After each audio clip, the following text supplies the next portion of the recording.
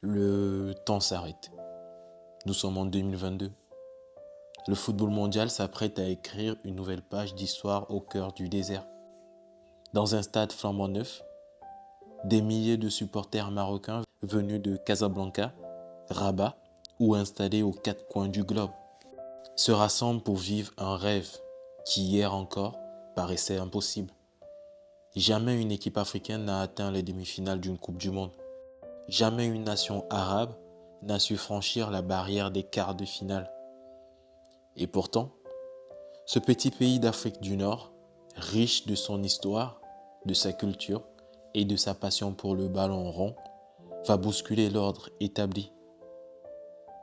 Voici l'histoire d'un groupe de joueurs déterminés, mené par un sélectionneur au charisme tranquille, soudé par l'espoir d'un peuple entier. Voici l'épopée des Lions de l'Atlas du Maroc.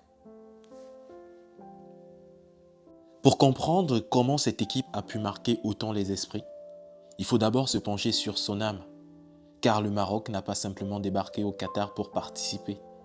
Sous la houlette de Walid Regragui, nommé sélectionneur à quelques mois du tournoi, les Lions de l'Atlas se sont forgés une identité remarquable.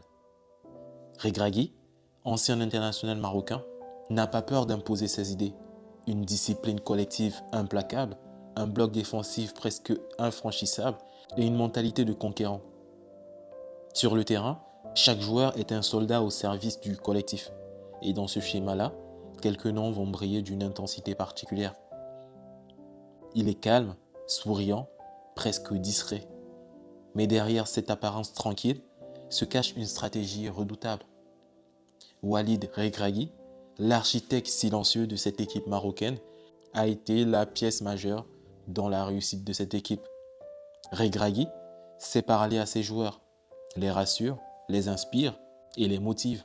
Sa première arme, la conscience. Il répète sans cesse: on n'est pas là pour faire les figurants, on est là pour participer et marquer les esprits. Et ce mantra résonnera dans chaque match, dans chaque stade où le Maroc participe. Dans l'équipe marocaine, on a plusieurs flèches. Achraf Hakimi, l'ailier du Paris Saint-Germain, l'éclair sur le flanc droit, formé au Real de Madrid, aujourd'hui au PSG, rapide comme le vent, infatigable dans ses courses, il a l'énergie de sa jeunesse et la maturité des plus grands. Sa relation avec Hakim Ziyech va donner des sueurs froides aux défenses adverses. Au milieu de terrain, Sofiane Amrabat, la tour de contrôle du milieu. Là où les joueurs voient un mur, lui voit un passage. Là où l'adversaire veut créer des dangers, lui surgit pour récupérer le ballon. Harcelé, organisé, une force tranquille, un roc inébranlable. Le magicien du pied gauche. À Chelsea, on l'appelle le sorcier. Ses centres et ses frappes sont de véritables bijoux qui peuvent à tout moment faire basculer une rencontre. Hakim Ziyech, ancien pensionnaire de l'Ajax d'Amsterdam, a réveillé les stades durant cette Coupe du Monde. Yacine Bounou, qu'on surnomme Bono, le gardien mûr, il est le dernier rempart, celui sur qui tout un pays compte lorsque la tempête menace. Son calme et sa sérénité donnent du courage à toute la défense marocaine. Ensemble, ils vont façonner le destin du Maroc au Qatar. Et dès la phase de groupe, leur mental et leur persévérance va se révéler magique. Le premier match, premier frisson. La Croatie, vice-champion du monde en titre, se graisse devant les Lions de l'Atlas. Sur le papier, la bataille paraît inégalable. Luka Modric, maître à jouer du Real de Madrid, dirigera l'entrejeu croate. Et pourtant, dès le coup d'envoi, on sent un Maroc plein d'intention. Les supporters marocains chantent à plein poumon. Les joueurs se mettent au diapason. Chaque duel est âpre. Chaque contact ressemble à un combat. Amrabat harcèle Modric, ne lui laisse pas une seconde de répit. Les minutes filent, mais le verrou marocain ne saute pas. En face, Livakovic doit rester vigilant sur les incursions de Boufal et Ziyech. Aux abords de la pause, Ziyech slalom dans la défense croate. Boufal récupère, frappe, le gardien croate dévie en corner. Le Maroc reprend coup par coup. Et à la 65e minute, un contre croate amène une situation dangereuse. Mais Bounou impérial rassure tout un peuple en repoussant une frappe à bout portant. Dernier frisson, dernier soupir, l'arbitre siffle. La fin, 0-0. Un point arraché face à une équipe réputée. Un résultat encourageant pour les Lions de l'Atlas en ce début de compétition. Le décor est planté. Al Toumama Stadium, le 27 novembre 2022. Face à la Belgique, classée longtemps numéro 1 au classement FIFA, le défi est immense. Les Diables Rouges d'Eden Hazard et de Kevin De Bruyne s'avancent confiants. Mais dans les gradins, la marée rouge et verte du Maroc fait déjà trembler les murs. Dès le coup d'envoi, on sent que quelque chose de grand est en train de se passer. Boufal, Ziyech, Hakimi combinent magnifiquement. La Belgique tente d'imposer son rythme, mais ne parvient pas à déstabiliser la défense marocaine, parfaitement en place. La première mi-temps s'achève sur un but refusé de Ziyech pour un hors-jeu passif de Saïs. Mais le Maroc ne lâche rien. À la 73e minute, nouveau coup franc lointain de Ziyech. Le ballon flottant semble prendre Courtois à contre-pied. Saïs effleure le ballon, juste assez pour propulser au fond du filet. 1-0, explosion de joie. Galvanisés, les Lions se jettent à l'assaut. 92e minute, Ziyech part en contre, fixe la défense, décale Abdoulkal qui envoie une frappe imparable. 2-0, la Belgique est terrassée. La clameur des supporters marocains résonne dans tout Doha et jusque sur la corniche de Casablanca. Avec 4 points, le Maroc a son destin en main. Une victoire assurerait la première place du groupe. En face, le Canada, déjà éliminé, joue sans pression. Mais c'est le Maroc qui frappe en premier. 4e minute de jeu, le gardien canadien rate sa relance. Ziyech en profite pour le lober sereinement. 1-0. Les Lions sont déchaînés. À la 23e minute, El Nisri, parfaitement lancé par Hakimi, fusille le portier. 2-0, en croix revée. Le Canada réduit la marque avant la pause. Sur un but contre son camp, Daguerre. Mais la seconde période ne change pas la donne. Score final, 2-1. Le Maroc termine premier du groupe F, devant la Croatie et la Belgique. Un exploit monumental signé d'une défense de fer et d'une solidarité à toute épreuve. Le peuple marocain exulte. Le monde commence à y croire. Et si ces lions pouvaient aller plus loin? Et si ils pouvaient battre cette malédiction, qui est que aucune sélection africaine n'a réussi à traverser les quarts de finale de la Coupe du Monde. Le 6 décembre 2022, Education City Stadium. Les Espagnols, maîtres du jeu de possession, se préparent à un bras de fer. Leur tiki-taka va-t-il faire plier la forteresse marocaine? Les premières minutes sont un monologue espagnol. Passe courte, redoublement, tentative de perforation, mais face à eux, un mur s'érige. Les Marocains courent, taclent, bloquent les angles. Ziyech et Boufal se replient. Amrabat multiplie les interceptions. Saïs et Aguerre contre la moindre frappe. Toute l'équipe défend comme un seul homme. Leurs supporters marocains, en transe, font plus de bruit que jamais. Le temps réglementaire s'achève 0-0. La prolongation s'enflamme soudainement. Chedira manque une occasion en or, puis Sarabia frôle le poteau marocain. À la 123e minute, le destin se jouera donc au tir au but. Côté espagnol, la tension est palpable. Sarabia touche le poteau. Bounou, le gardien marocain, se fait géant. Il capte ou détourne chaque tentative adverse. Sur le tableau d'affichage, le score des tirs au but affiche 3-0 pour le Maroc. Et c'est Achraf Hakimi qui peut qualifier son pays. Il s'élance, tente une panenka, le ballon s'envole doucement au centre du but. Le gardien est pris à contre-pied. Le Maroc est en quart de finale. Les joueurs courent dans tous les sens. Certains pleurent, d'autres prient. L'exploit est retentissant. L'Espagne, championne du monde 2010, éliminée par un Maroc héroïque, l'Afrique saute de joie et le monde entier salue donc cette performance magnifique. La question se pose alors, jusqu'où peuvent-ils aller? Le Portugal, amené par Cristiano Ronaldo, en quête d'un dernier sacre, vient de balayer la Suisse 6-1. Mais le Maroc ne craint personne. Les deux équipes entrent sur la pelouse devant un public en fusion. Les premières minutes voient les Portugais attaquer fort. João Félix et Bruno Fernandes se montrent dangereux. Mais Bounou est impérial et un rempart.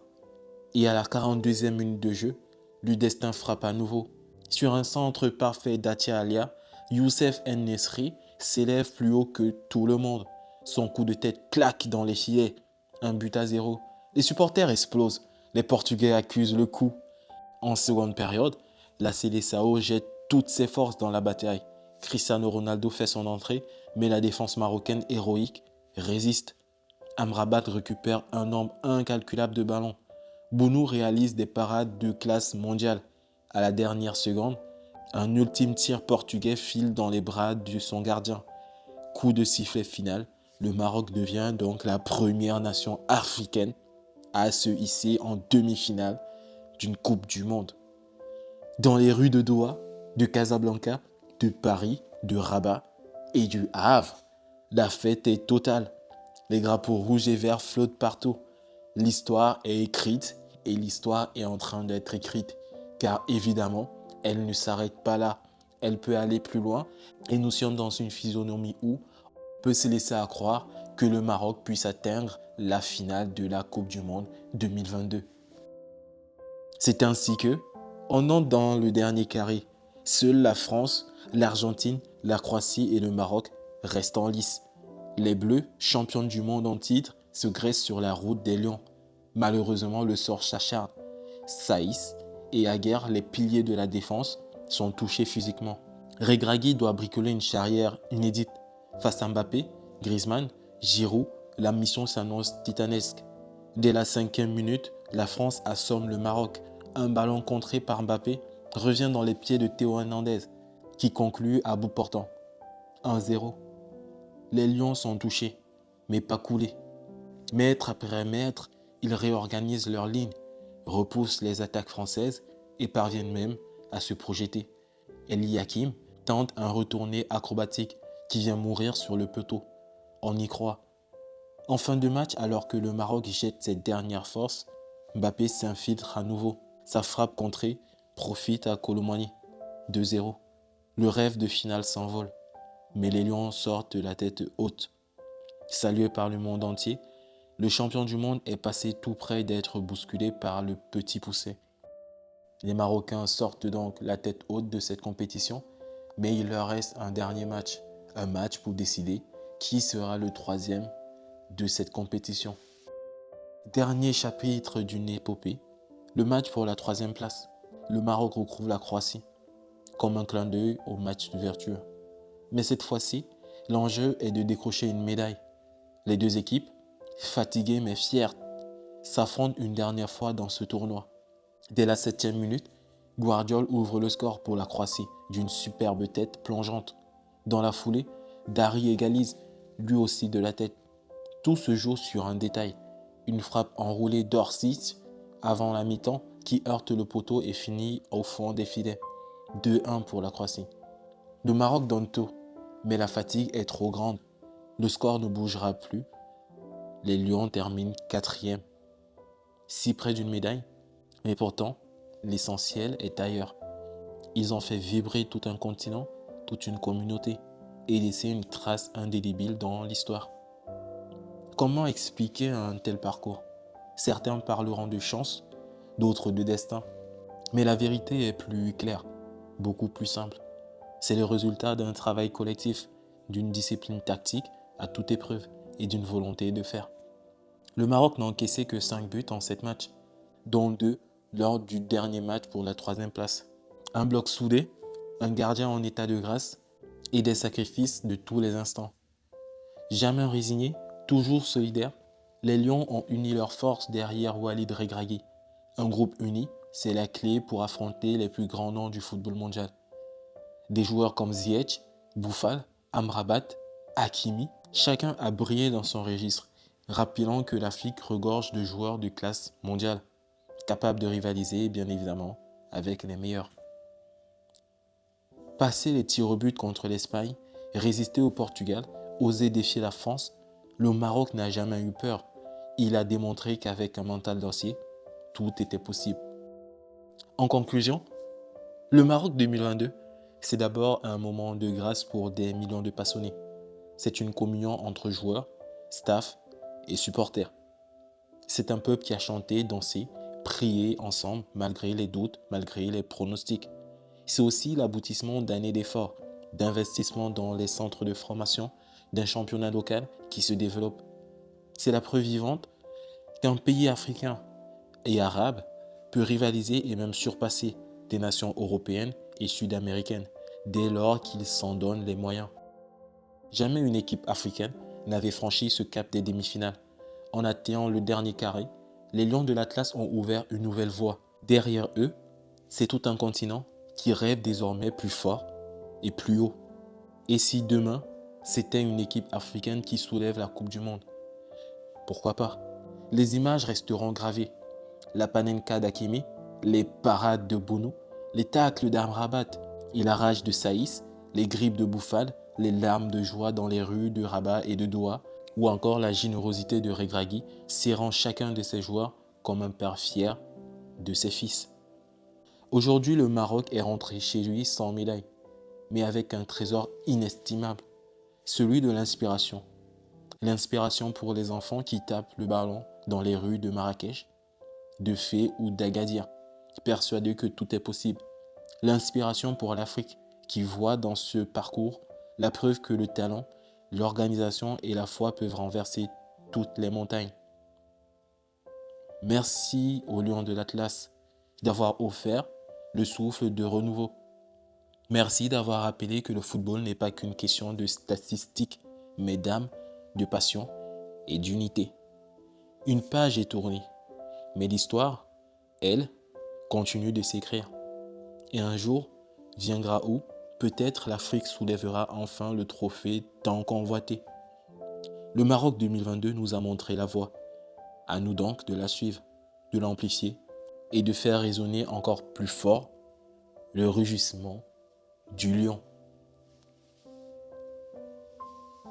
Merci d'avoir écouté cette vidéo. Si vous l'avez appréciée, n'oubliez pas de la liker, de la partager et de me dire en commentaire sur quel autre sujet vous souhaiterez que je vous entretienne. Sur ce les amis, je vous dis prenez soin de vous et peace la famille.